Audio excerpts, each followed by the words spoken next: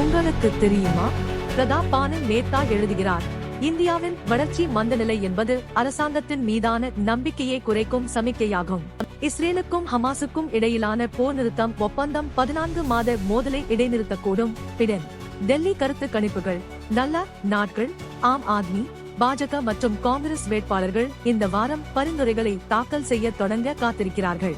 புதிய பிரேசில் சட்டம் தொடக்க உயர்நிலை பள்ளிகளில் ஸ்மார்ட் போன்களை பயன்படுத்துவதை கட்டுப்படுத்துகிறது.